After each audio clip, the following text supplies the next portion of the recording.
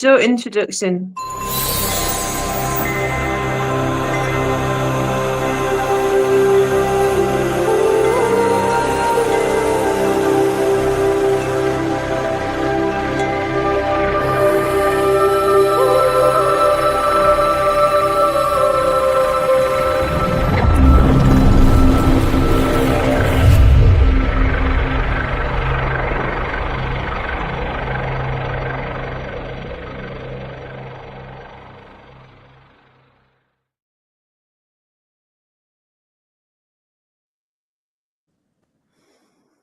Hi. Welcome. Welcome to the Metaphysical Phat. Morning, noon, and night. Absolutely. Kirsten, bless her, isn't firing in all cylinders because she's had to get up really early. The lovely Valerie, who is our guest today, has had to stay up quite late. So we're really honoured that you've done that. So we're in for an exciting show today. We've got the lovely Valerie, which is a travelling sign on X.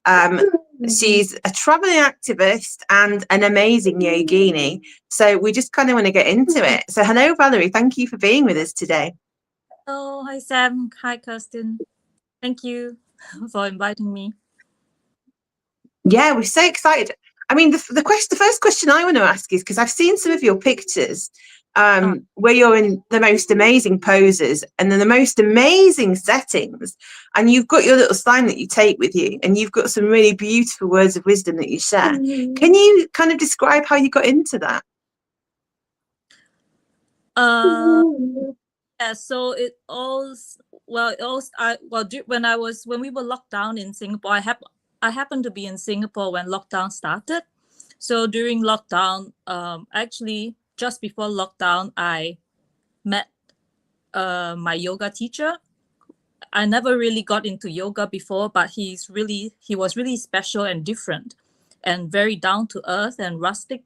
And I just started attending his classes, and then lockdown happened, and he started doing online classes every day, and I joined his classes every day. And then he eventually asked if I wanted to teach. And I never thought about teaching before because I don't like being a teacher. But I just took up the challenge, and so in the end, that's how I started doing more yoga regularly. And then eventually I was banned from most places. So when I was able to leave Singapore, I decided to leave to fulfill my dream of traveling around Europe. And at that time, some European countries were very free. So I went, and when I was there, I joined some protests, and that's how my sign started. And then one day when I was on the beach, I decided to just do some videos of myself doing yoga poses on the beach. And then I thought, oh, why don't I put my sign in with it? And then I sent the pictures to a few friends, and they said that, oh, I could actually, use them on social media, and Twitter would be the best platform then. And so I signed up for an account, and that's how it started. And because I like nature and I like the outdoors, I don't like being in confined spaces. So that's why I decided to do my pictures in natural setting. And also, and usually I do it when there's no one around. So that's why it always looks so peaceful and nice. That's amazing. Go on, Kirsten. Yeah, it is so beautiful, and the pictures you post are so beautiful. I love it. And you always say such wise things. And I know you, just from reading your posts, that you've been a bit of a free spirit, we'll say. Well, very much a free spirit most of your life. So tell us a little bit about your journey. Like because so many people I know in Singapore and all over the world just kind of went to sleep when the lockdown happened and everything happened. What do you think made you different? Because you are different than a lot of people. You see things more clearly.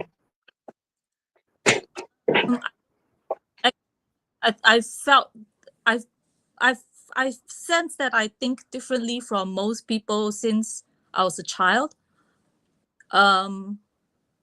But I don't really know what made me that way. Maybe it's because I read a lot of fiction, so I spent a lot of time in my imagination, just in my own world, and I observe a lot. And I probably spent a lot of time thinking about many things. So eventually, it just all comes. I guess when you think a lot about what you observe, about yourself, about what you've done, you eventually just come to, I guess, a deeper understanding of yourself and what's around you. And I'm also Yes. rebellious in that I cannot be told what to do, because even since young, I felt that I know for myself what I want to do, and I don't like listening to people, especially if they try to tell me what to do.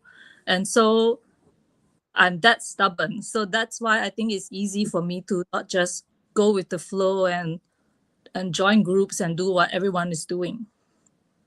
And I think I basically find it very, very difficult to do something that I really don't want to do just because people are doing it. So it's actually an easy way for me. It's the easy path, I guess. I can really relate to that. I have the same problem. It's like, don't tell me what to do. So yeah, I think that's so cool. And so let's talk about, because you always have some of the posts that you make are just so wise about how to deal with tyranny, with what we're facing in the world right now with this parasitic ruling class. And you always say such wise things, because so many people are giving their power away to that. So I guess what I want is that, share with us your perspective on how do we get around this control that they're trying to force upon us?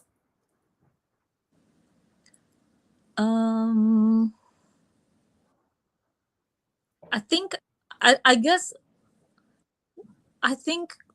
the most important thing is probably for everyone to just really think for themselves. I mean, maybe in certain situations, they might find that perhaps it is better for their lives to cave to what someone is trying to impose on them. Maybe they can take it a different way, and maybe they can improve their lives with that.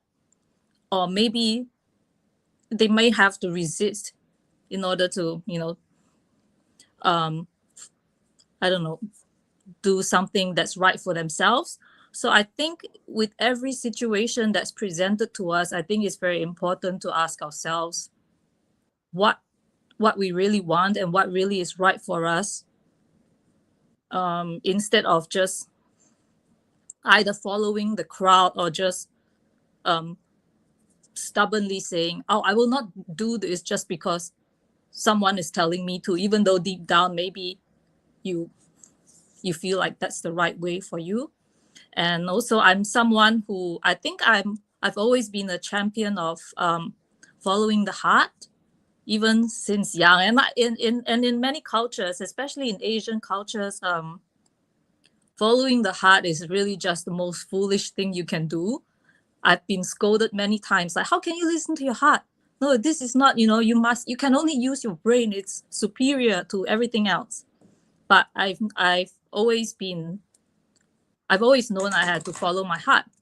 And I think that's what I encourage people to do, not just to abandon thinking, but always to link it to the heart, and just to just sit and really try to, listen to the little voice inside, or just how you feel when you think about what you want to do with your life. So I think that's very important, because I think many people have been conditioned out of connecting to their heart, or they see it as emotion. Like just, oh, you can't be ruled by emotions, but that's also not what following the heart means. So I think maybe if they could understand it and work on that, everyone will learn to choose the right path for themselves.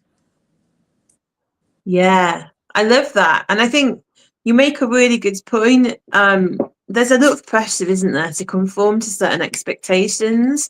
And they're very kind of head-centric, we'll call it. It's all about the mind, and we think this is what we've got to have. And it's all these programs that we've kind of accumulated through our lives. And like culturally or wherever we're from, we've all got these set kind of rules that we must follow. You must, earn a living a certain way. You must live a certain way. And the thing that really inspires me about you is that, like you said, you're living from your heart. And I know that I've spoken to many different people, and there comes a point in a lot of people's lives where they start to question what they've been told, and it's this kind of head-centric versus it doesn't feel right, it doesn't sit right. And when you move into that kind of heart space and that heart alignment, you actually realize that things start to open up, and you don't really have to do very much for opportunities and things to come your way, because you're in alignment, aren't you, really? And that's the difference between being in the head brain and the heart brain, I suppose. So I love that. And I love what you've done. Like you took lockdown, which was a massive oppressive push really on everybody to take away our freedoms and our liberties. And you said, do you know what, I'm going to do something for me. And you started doing yoga, and obviously that's something that you're very, very good with. I can't believe you've only been doing it like since lockdown. You look like you've been doing it for like 40 years or something, like, and obviously not old enough to be 40, but do you know what I mean? You look like you're a master. You're amazing. And you've done that, and you've gone traveling, and you've done the things that people dream they could do, and you've shown that is a reality. If we do start to kind of live from the places of it's not being in lack, basically, isn't it, and following your heart, like you were saying. So I loved all of that. So I know you travel around. Is there anything specifically that you're doing when you're traveling other than avoiding Singapore, I'm assuming? Is there any kind of anything that you're hoping to achieve with what you're doing, or is it just kind of feeling from moment to moment? No, I don't know if there's anything I want to achieve. I mean, for most of my life, I want to have just travel by myself around Europe. And so, lockdown made that happen.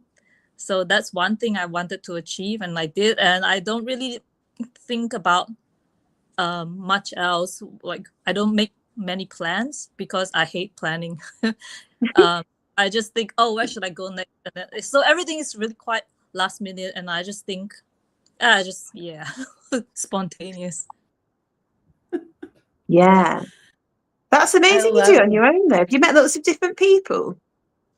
Yes, actually, it really surprised me that so because Singapore is so small, right? And Singapore, I was really surrounded by, like, my whole family took the vaccine, all my friends took the vaccine, and not only that, they all didn't seem to think most of them didn't seem to think that the mandates and the rules were wrong. They just thought, oh yeah, it's fine, the government's just protecting us. And so it was very difficult to find people who actually felt the way I did. So in a way, when then you superimpose that onto the rest of the world, you would think, oh no, like, is most of the world going to be like that? But actually in Europe, I met many people who either didn't take the vaccine, or they just saw through it all. They did not agree with it. They didn't, even if they took the jabs, they didn't agree with the mandates and what governments made people do. So that was a really pleasant surprise. That's awesome.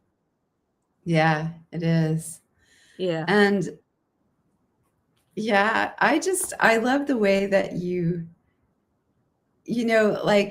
like I've seen so many people say, oh, lockdown just really messed my life up. And for you, it was just like a launch point. And I think there's really such wisdom in that, because a lot of times we get hit with these circumstances where it looks really bad. This is awful. Oh my gosh. And the real alchemy, the real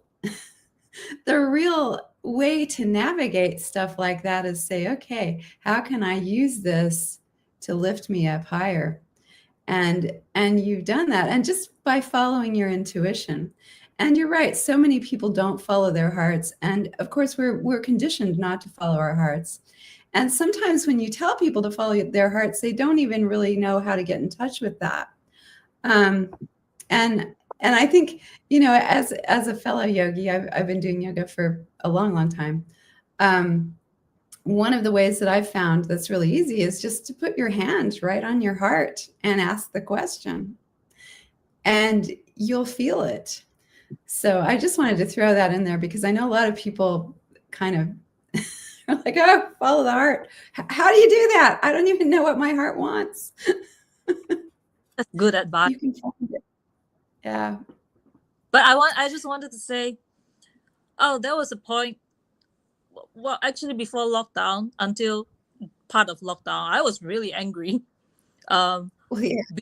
Lockdown, when I heard that borders were going to close, I was just cursing, like, why would they do this when nobody's dying, nobody's being affected? And I was really angry. And when I heard there was lockdown and mask mandates, I was really, really angry. And when nobody I knew agreed with me, or nobody I knew in Singapore, I mean, people overseas did, but in Singapore, nobody I knew agreed with me. That made me really sad too.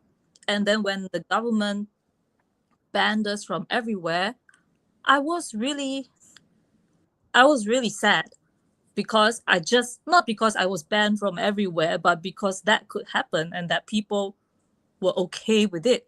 So that really pulled me down a lot. But I'm also the kind of person, I'm very, very emotional. So I will be really angry or really sad, and then I will just indulge myself in those emotions. And then even while I'm in the midst of that, I'm starting to think, okay, but what's the good thing that can come out from this?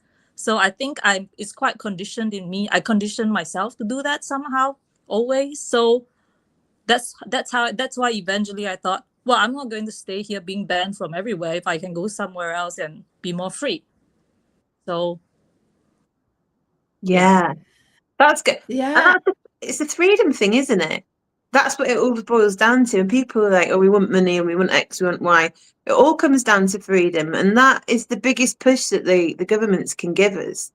And do you feel, though, that people are more likely to acquiesce when they're used to a controlling government? I mean, because there's different levels of control, isn't there? Do you feel like it's something that's slowly been conditioned within Singapore, yes, opposed to like more liberal country? Why people will comply is because the government is not controlling like in communist countries. It's controlling in that it gives you rewards. So, oh, you did this, here's some money, some vouchers or something. And people just keep thinking, they see the reward and they keep thinking the government loves them, is really good to them. And so they don't mind.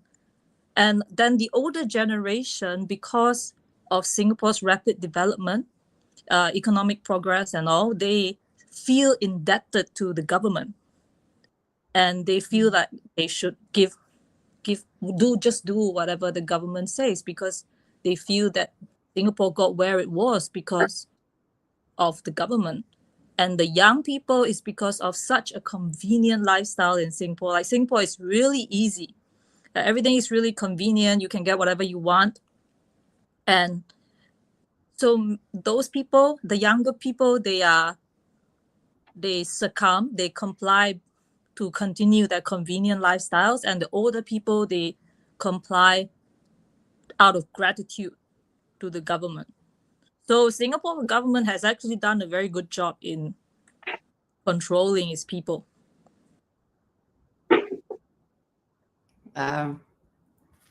Yeah, I wanted to touch on something you said before, because you really gave a map for how to alchemize these things, because the first thing you do is fall into your emotion, right? So, and that's so important. And a lot of people push their emotions down and they don't feel them.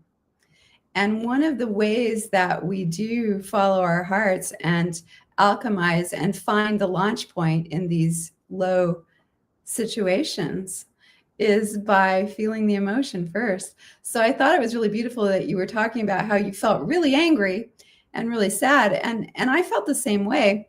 It wasn't nearly as constricted here where I am, and I was very fortunate to live in a rural American area where people are not used to being controlled, and we're really like, we're not going to do that. We're just going to go on and do our thing. But there is that, and I think that stops a lot of people, because part of following your heart is really acknowledging how you feel about things, and diving into that emotion and really feeling it. And I love how you said, even when you're in that, you're already thinking of ways to turn it around, to find the positive element. And that's just like a roadmap. How do you follow your heart? I mean, it's just perfect.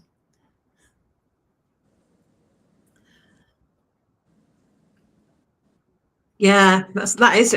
I mean, to be honest, when you were also talking about the emotions, Kirsten and I, we have a bit of a joke that we're both, quite emotionally unhinged, really. But it's almost perceived by a lot of people when you're very, very emotional, that it's actually not good for you. It's seen as a hindrance rather than a skill. But what you actually get is when you feel your emotions, like Kirsten was saying, is you're allowing yourself to be. You're allowing yourself to be in your truest expression, and you're not bottling yourself down. You're not saying, "Oh, I've got to be like this. I've got to be like that," and creating these like contained bubbles of like density within you. Which can turn into disease. So it's great, isn't it, when you can really tap into that? And I think the mastery is coming from feeling the emotion and then not letting it push you, so you're acting rather than reacting. So that's the real like alchemy, isn't it? But I love that you were really like, and get really angry, and it fires me up, because there's nothing wrong with being angry, and it's how we alchemize that and turn that into fuel for other things. And it also allows us to go deeper into that emotion and say, why am I feeling angry?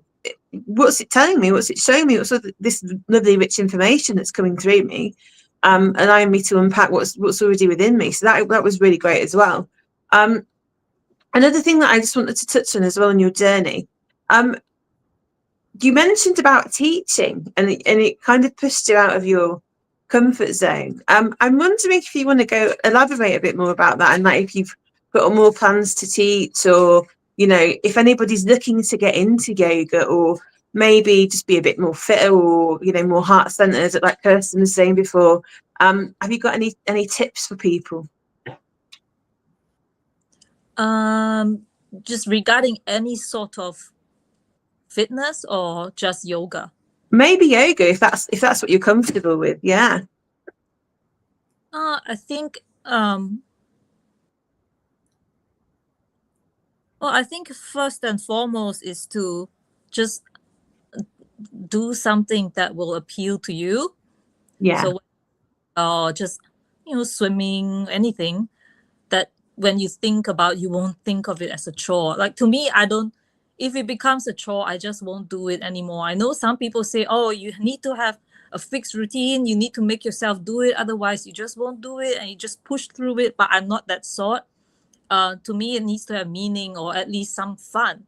So if you can, for the first step, just choose something that appeals to you when you think about doing it, then I think that's a good start.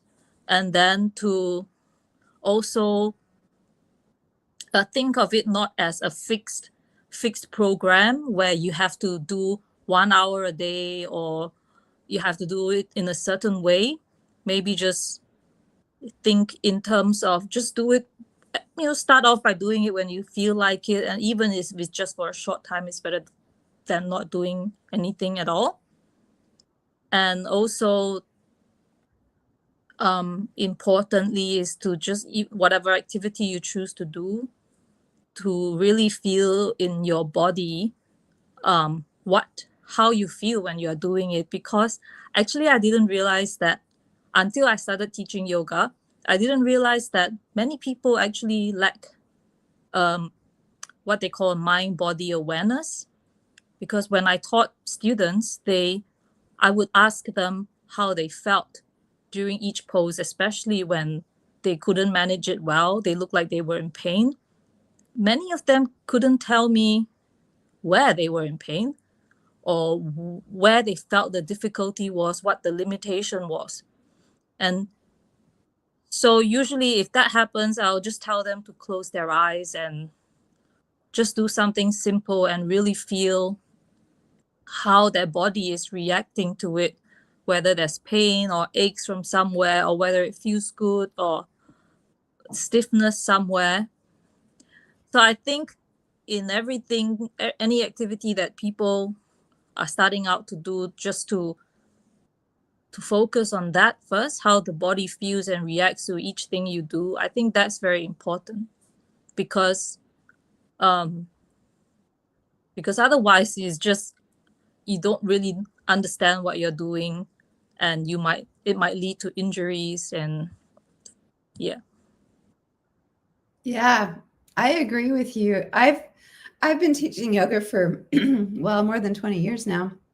Wow. And I find the same thing. A lot of people don't have that body awareness when they first come to class. And I think yoga in particular is really good to help with that, because, and I always know when I get someone who says, oh, we're holding the poses too long, I don't like to hold the poses this long. It's because I tend to make people hold poses a little bit longer than they really want to. But I find that really useful, because that gives you the space to really feel into it. So you go into the pose, and maybe at first you don't really feel it, but as you ease into it and as you really start to become aware in it, and sometimes for some people it becomes very uncomfortable to do that. But again, this is sitting with discomfort and saying, what is this telling me? What is this telling me about my body? Oh, my hip is just going crazy here. It's really uncomfortable. Why? What is that telling me? And so just getting the ability, and I love that you were talking about that, because I really think that's one of the gifts of any kind of fitness. And I agree with what you said. It really has to be something you love, because you won't stick to it in the same way if you don't love it. And if you see it as torture, or an uphill slog in the mud, you're not going to do it as much. You're not going to stick with it. You're not going to get the benefit long term. So that was really an excellent observation. Really agree with that. Sam, do you have anything?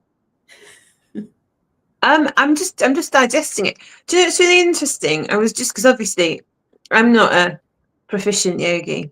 I do yoga, but I'm a dabbler really, rather than a hardcore yogini. When you're in a pose, and so when I first started talking to Kirsten, I didn't really do yoga, and I was like, but I kind of feel like I want to move my body in certain ways, that I could stick my leg out and hold it up or whatever. And what I found was that there's certain ways that you stand, and it allows the energy pathways in your body to like expand and open up. And obviously then I went on and learned yoga. So when you're doing it as well, when you start to get pain, you normally find that it's a part of the body that you've not been in for a while, like it's not had any attention. And then when your conscious mind goes there, it's like, what's this? What are you telling me? And it's all information, isn't it? So that's what I find. And then you can actually go into that and expand outwards. So you can start to stretch into the feeling and breathe. And what you normally find is it can intensify and get really, really painful. And you're like, oh my gosh. Even like when you're stretching or whatever, but then there's a release. And it's like, And then you find that like a blockage has been moved, and it's all like kind of fascia release, isn't it? I'm assuming anyway. I'm not an expert on this, but I'm assuming it's because you're stretching out your fascia, aren't you? I think so. Yeah. We think, yeah. Yes, We know. that's Okay. true. Yes, that's true. And a lot of times, I mean, we hold so much in our fascia that you know part of calming the nervous system and getting the nervous system back down to where where it's where we're not feeling low level anxiety at all times, is really opening up the fascia and releasing a lot of stuff, because we hold things. And you know, I've found that a lot of women hold things in their heart center. So if you've had a lot of heart trauma, one of probably the most uncomfortable thing is going to be doing back bends, because that's opening up your heart, right? And you're gonna and I even had one time a really intense experience in one of my yoga classes where my teacher was standing there and he made me do a bunch of back bends. And when I got out of that class, I had a really huge emotional meltdown, because I'd been holding all of this stuff in my heart center. And when we stretched out, we opened it, stretched it out, and stretched all that fascia, all these emotions came out. And so it really is helpful when to get to those emotions and get them out, because like we've been talking about, you know, you're really healthy in that you feel your emotions when they come up. Good job, yay. But so many people don't feel those emotions when they come up. They push it back down and they just lodge in your fascia and in your muscles and your whole body, in your energy field. And so movement, any type of movement, helps you to start getting that stuff out, because it doesn't need to be there. And in fact, it as Sam pointed out earlier, it can turn into disease. Yeah. So tell us a little bit about your yoga journey. You started doing it, and then you went into lockdown, so you were doing it on video, and then your teacher asked you to teach. So yeah.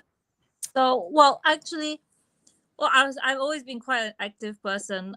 So before I tried yoga, I tried aerial yoga because it looked really fun, and I picked up pole, and so pole fitness was really fun. But at one point I got injured, and then I thought, oh, I wonder if gentle yoga would help, because I couldn't do pole anymore. So I wondered if it would help. So that's when I took my first ever yoga class, I think. And so at that time I was in Australia, and lots of the studios, they had, 30 days free membership, or free however many unlimited classes. So I just went and tried it out to see what I liked. And I found that at that time, I found that a lot of the teachers that I encountered I didn't really understand what they were trying to do. In that, I think I did not really connect with what they were doing in class. I didn't really connect with what they were talking about when they were teaching. And I even encountered some of them not really knowing if a student was injured or not, in pain somewhere. Some of them didn't really know what to do. And then maybe it depends on the studio you go to, but I also felt that a lot of students were more into doing stuff for Instagram, like you've got to dress nicely and do some beautiful pose just to post on Instagram. And to me, I didn't really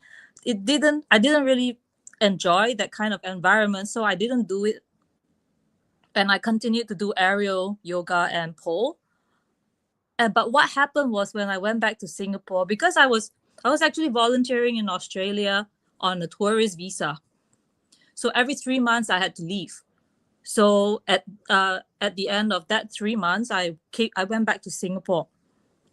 And so whenever I went back to Singapore, I would go for my pole classes. And two doors down from my pole studio was my teacher's studio. And I got curious and I looked it up, and he actually named the class after himself.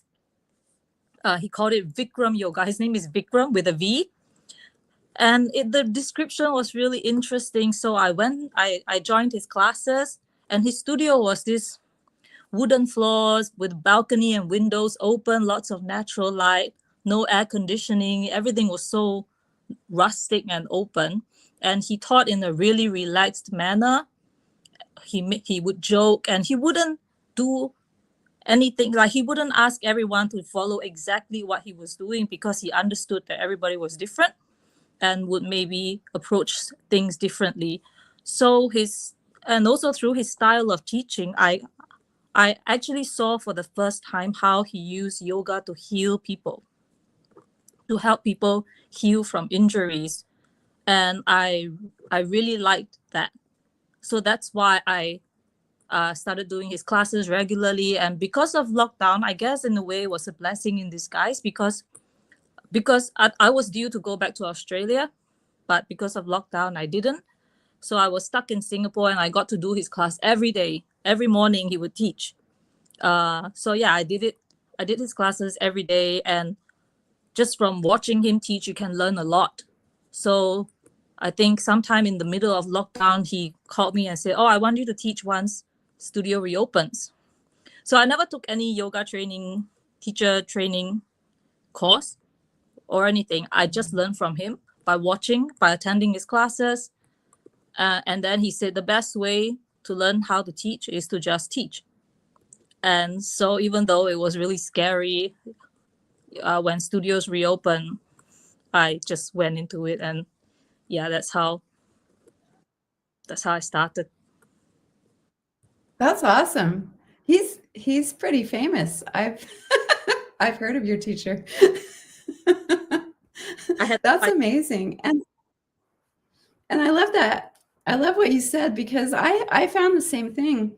You know, there's people who do yoga for all sorts of reasons that don't have anything to do with actual healing and deepening your spiritual practice. And then there are people who are the real deal and have a really authentic approach and practice. And you really have to look at that. And that's also something that you know, if you're just getting into yoga, it's something you really want to think about. Why are you doing it? Because you can find all sorts of classes where they're just, you know, like you said, all posting on Instagram. Or are they actually getting into the therapy and the healing part of yoga and using it to help themselves and heal? Or, you know, and I find a lot of people just, oh, I just want to, you know, I just want to look good. I just want to look good in my dress. That's why I'm doing yoga. And that's a different, I mean, it's okay. I mean, whatever gets you there is okay. But the truth is that not all yoga teachers are the same, and not all yoga teachers are really in it to help their students heal. And so I'm glad you pointed that out, because it really is, and it really is something that you need to consider if you're going to get into the yoga practice. So Val, you brought up Australia, and I know that you volunteered at a koala, was it a koala rescue? And I've seen your post about that. So tell us about that, because I love that. to completely change the subject. Yeah, I love talking about that.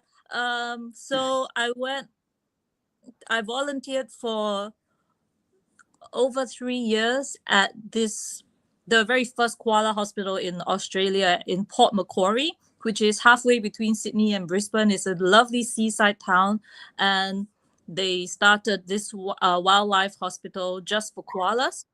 We take in other animals too occasionally, but it's mainly koalas, and we've got outdoor yards to house them. We rescue them if people call them, find them injured or lost, or orphaned. So we would rescue them, house them in the yards while they're there. And every morning the volunteers would cut, well, there'll be the heroes are the leaf cutters, because they've got to go everywhere to pick leaves in time for the 8 a.m. shift. And then in the morning, all the volunteers will cut leaves up for each koala, place them in the yard, refill their water. Some koalas, if they are really ill, they may need formula feeding, so we have to feed them as well.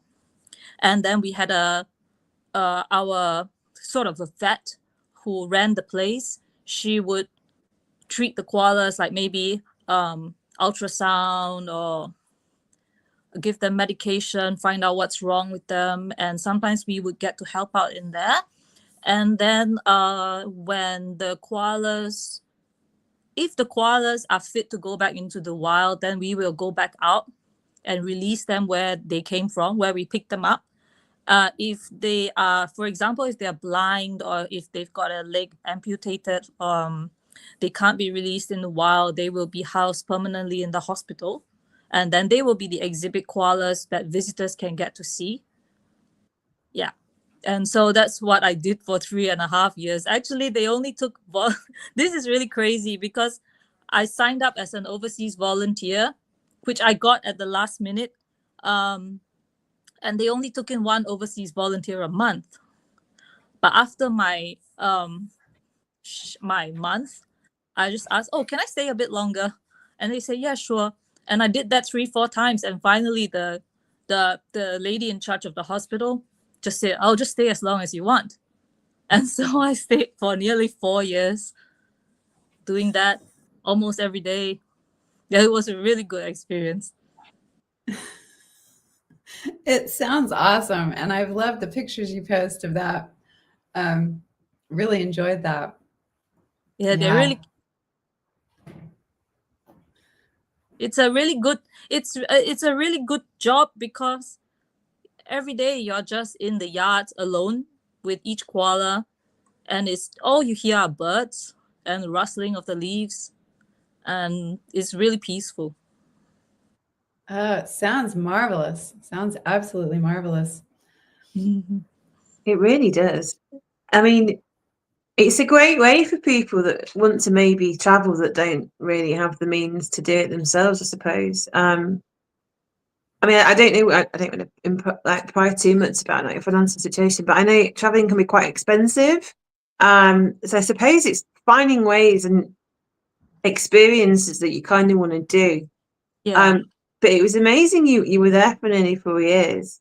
I mean, you said you travelled around Europe as well. Could you tell us a bit more about your travels? Because it sounds really exciting. Europe? Yeah, everywhere. Like, you sound like you've just been to so many places. Yeah. Oh, well, yeah. Because even as a child, I knew I wanted to travel and see as much as I could, but I don't like to go travel just for a short period. So whenever it will be for a long time. So my first big trip was on a working holiday to New Zealand. That was for a year. Just packing apples and pruning mandarin trees and stuff like that. And then after that, I did the koala hospital volunteering for a few years, and I also house sat in Australia during that time.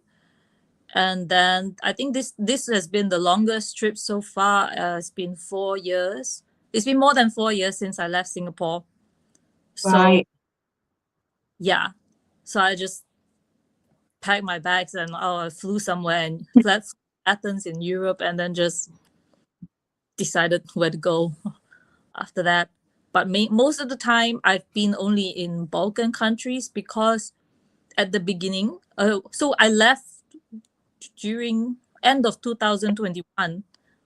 So during that time, I think a lot of Western Europe was still, they still had many rules. So the Balkan countries were much freer. There was no masking, no banning of anything.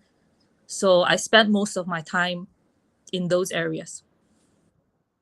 Yeah, and it goes to show, doesn't it, that there are choices and you can get around those kind of things if we've got the will to kind of do that. I love that you just kind of, you really are a free spirit, aren't you, Val? You're like, right, I'm going to pack my bags. I just think it's brilliant. And you're like, right, where are we going to go now? Where, you know, it's like you're open to the universe. It's like, where am I meant to be? You sound like a little angel, and you like go about like a fairy, and you go around sprinkling like good energy in the places that you go, doing a bit of grid work here, there, and everywhere. I just wish I could teleport. Yeah. Some of the journeys are too long. Right?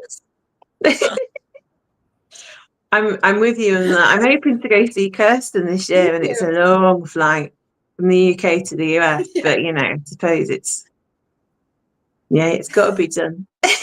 But yeah, we definitely want a portal, don't we, Kirsten? Yeah, We do want a portal. we want a portal machine, and we can just go straight through.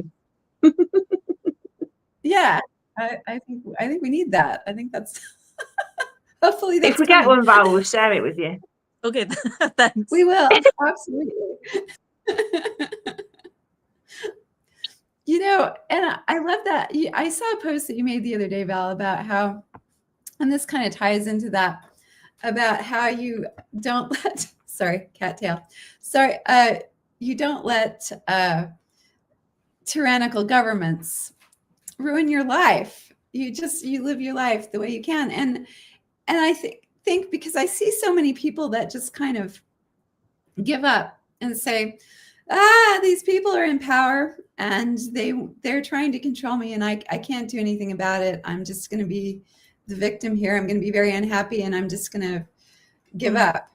And so what kind of advice do you have for people who are going through that? Because and you can see why people do that, because it is overwhelming sometimes when you look and you say, these people they appear to have so much power, and they appear to have everything, and what are we to do about that?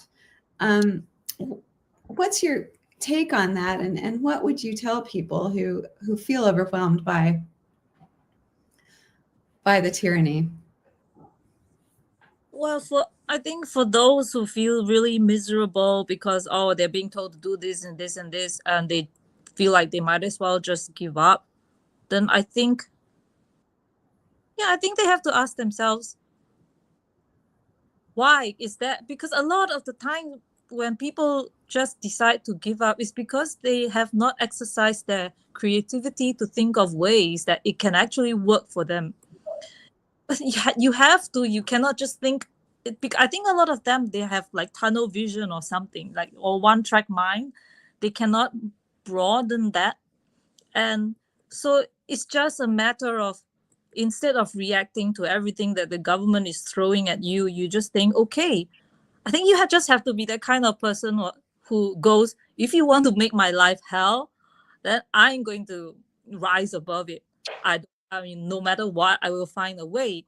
I mean, and so if the government is going to throw this, then you just think, how can I use it to my advantage? Or how can I learn something from this? Even think maybe you are stuck, there's still something else that you can learn from this. Like maybe some people have had a change of career. Some people have maybe found something, that learn to do something new. So it's all about just I think it's all about just really daring to think, to imagine all the different possibilities that can come from not giving in. But then I think there is also the extreme, because I'm on this Telegram group in Singapore that was started for the unvaccinated, and often I see things like the other extreme is they just want to stubbornly resist every single thing, even little things, or they will just go to all the extremes, like just giving up everything out of resistance. I think that is also not healthy, because you are also not really thinking. You are just basically going against all the time, and you are in the end always being pushed against the wall. So no matter what the government throws at you, if you just want to resist it, you are also being reactive. You're also just reacting to what the government is throwing at you. And in the end, what could you sacrifice? what would you end up sacrificing just to say, F you to the government? I think that is also very sad. So always think of how you can do the best for yourself and the people that you care about, I guess. Yeah, That's really, that's a great yeah. point. It's like anarchism for the sake of just being anarchist, just because they want to rebel against something. And actually, when you look inside yourself, and when we get into those habits, we're actually just pushing against something within us, really, that needs attention. I think, because Yeah. that's really what it's all about. It's like there's some unhealed aspect that feels like they're being repressed. Yeah. So they're creating an opportunity to push, because it's like there's this perceived villain almost, it's like they want a villain of their story almost. And that's them trying to find the friction to work out the internal issue. But like you very rightly put, it doesn't actually end up serving them. It just creates more problems in their life. I think the whole point of all this is to create more ease, isn't it? For me personally, anyway. I'm not saying we need to just go for comfort for the sake of comfort. I know we had an exchange in the Twitter ones, and we were on about sleeping in beds and stuff like that, and being more connected to the earth. So I think on the one hand, we can kind of seek extreme comfort and applying it to the government, we back down for ease. But then in the other hand, when you're in a flow state, there isn't as much resistance, because the resistance is meant to be there really to show us, how to evolve and how to level up. So it's finding that sweet spot where there's stuff coming to you, and it's allowing you like the places for growth. But you are actually growing, and it's not, you've got two paths, haven't you? You've got the rocky high road that you've got to climb this massive mountain, or there's a nice one that just goes around it. That's nice and easy. You've still got to walk to get there, but lesser of two evils, isn't it? And we've always got that choice. Yeah. Yeah, that's a really good point, Sam. And it's true. And so really, just going within and saying to yourself, what is this showing me? And is this something I need to resist, or is this something I need to work out within myself? And a lot of times it really is something you need to work out within yourself, rather than projecting it on some big villain or big bully. There is a big villain and a big bully. I'm not saying there isn't. But, what do you do with that in your own life? That's really what your responsibility is, saying, okay, how do I walk through this? And there is always a choice and always a solution. It's not always the choice that you would prefer, and it's not always the solution that you would like, but there always is a way. And I think the more you can let go of trying to control that. You look at the government and you say they're trying to control everything. That's not good. But if you're doing the same thing, if you're saying, well, I have to be in control, so I'm going to make this and this, you're getting into the same thing. And you can see it's not good when the government does it. So why would it be good when you do it? Maybe letting go of that control and saying, well, how can I think through this and get around this, or whatever you need to do. So excellent advice. I think that's what it is, though, isn't it? That the whole thing is, what I want to touch on as well is the government as an entity, because we're in this kind of dualistic learning environment, really. That's how I look at life. But if we look at the principle, like as above, so below, the government's just the macrocosmic aspect that's in physicality of the collective consciousness, that we're experiencing in our day-to-day life, or even the microcosmic, because the collective consciousness is the bigger area, isn't it? But it's like the condensed physical thing of our own structures, really. So we've got that within us, however that's expressed. So you're absolutely right. Whenever you go in to resolve something, when you're fixing the stuff inside of you and your own relationship with control, then you find it matters less and less. And even what's going on outside will have less of an impact on you, because you've resolved it inside. Exactly. Yeah. Absolutely. Very well I, put. So, oh, no, go ahead.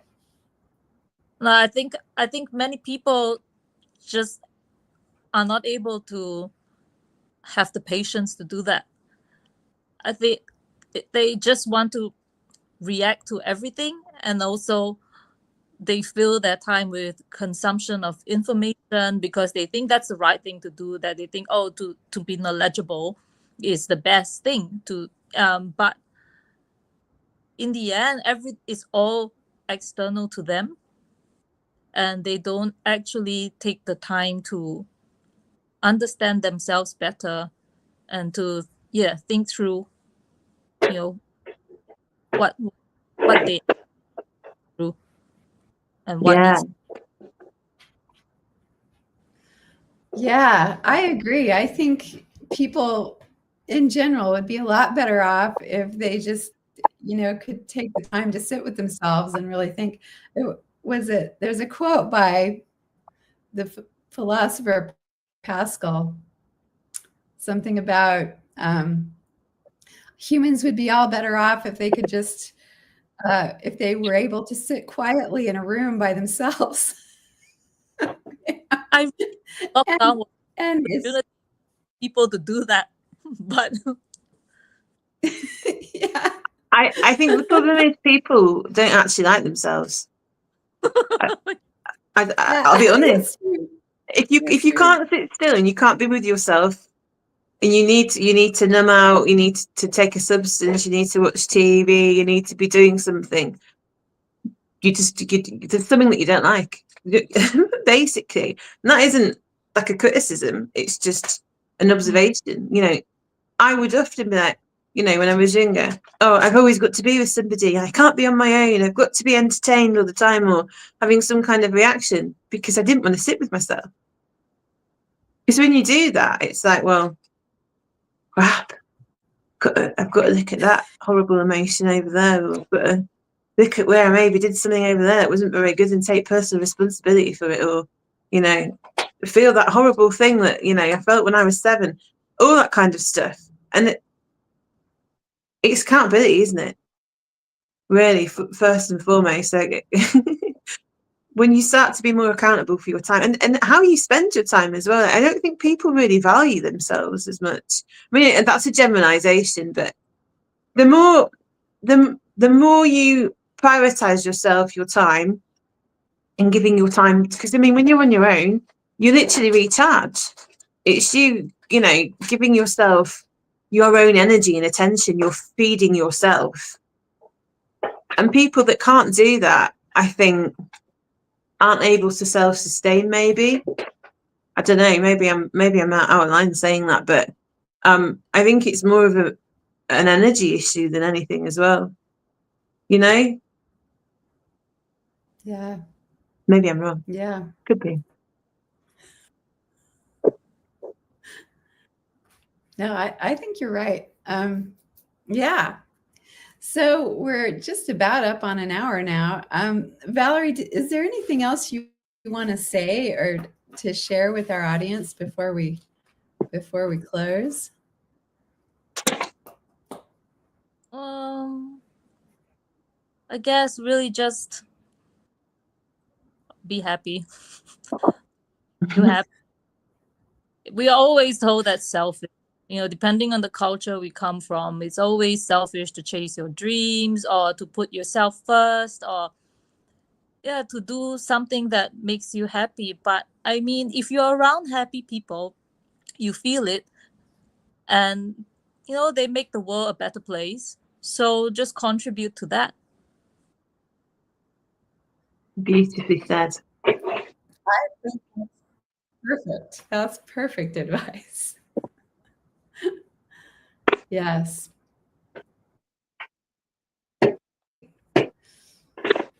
Absolutely. All Sorry, right. I apologise as well for having to keep dashing off. My dog's been a bit demanding today. So yeah, I had to keep. It must be your energy, Valerie. You must be really high vibe, and you've just sent her a bit wacky. I wish I had Close around me. Yeah. Sorry, I missed that. She was doing the thing. Yeah. Anyway, Kirsten, is there anything you want to say, my love? Is she frozen? No, she's frozen. Oh, I think she's there now. She's back. I was frozen. I'm here now. I was frozen. I was. You were frozen with a big smile, though, so it's all right. Again.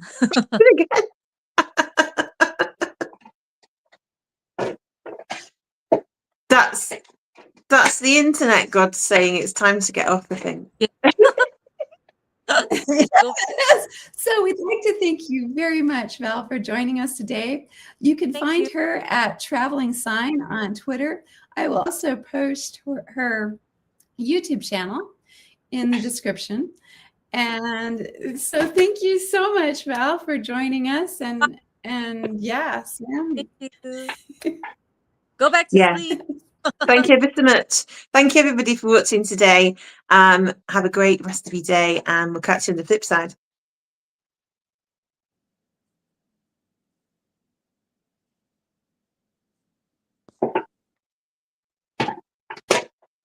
When Kirsten to end the recording. Okay, you better close quickly because apparently my internet has decided it's not going to. It's okay. We've wrapped it up, so we're ready to go whenever you are. See you later, everybody. All right. Thank you, everybody.